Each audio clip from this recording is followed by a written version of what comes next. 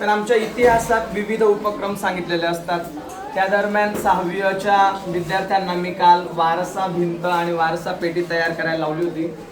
तर त्या अनुषंगाने काही विद्यार्थ्यांनी आज वारसा पेटी तयार करून आणलेली आहे, ज्याच्यात त्यांना घरातील विविध वस्तू असतील, नाणी असतील, ठेवणीतील आजीची साडी असेल, काही चप्पल असेल किंवा भांडी असतील, विविध आठवणी असतील, जसं की भौतिक साधन आपण त्याला इतिहासाची म्हणतो।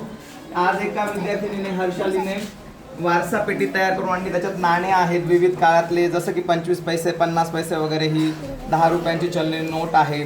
त्याच्यानंतर रोशनीने बघा 1 आणि 2 रुपयाची नोट आणली, ज्या की आता बंद पडल्यात ऑलमोस्ट, किंवा आता या काळात त्या काही दिसत नाही, दुर्मिळ झालेल्या आहेत। त्याच्यानंतर यांनी पण मोठे मोठे कॉईन्स, जेव्हा हा 1 रुपयाचा कॉईन किती जड आणि मोठा असायचा पहा तसा होता।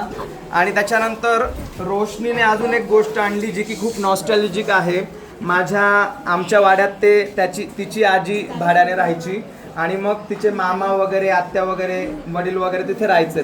तर तिने ते वाड्यातले जुने फोटो आणले 30-35 वर्षापूर्वीचे, ज्याच्यात माझी आजी दिसते, आत्या दिसते आहे, तिची आजी दिसते आहे, तिच्या आत्याच्या वेळेच्या साखरपुड्याचा फोटो आहे, त्याच्यानंतर तिची इथे आजी आहे, माझी आत्या आहे।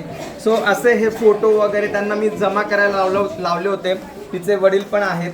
सो असा हा वारसा पेटी आणि वारसा भिंतीचा एक उपक्रम खूप सुंदर आहे। आमच्या समर्थने वारसा भिंत तयार करून आणली आहे। त्याच्यामध्ये त्याने जे भित्तिचित्र काढलेले असतात पुरातन काळातले, त्या भित्तिचित्र काढलेत आणि ते एका भिंतीचं स्वरूप त्याला दिलेलं आहे, ते आम्ही आता वर्गात लावणार आहोत। तर असे हे आमचे उपक्रमशील विद्यार्थी आहेत, जे हिरहिरीने या सगळ्या उपक्रमात भाग घेतात आणि खूप पुढे जाणार। तुम्हाला शुभेच्छा, धन्यवाद।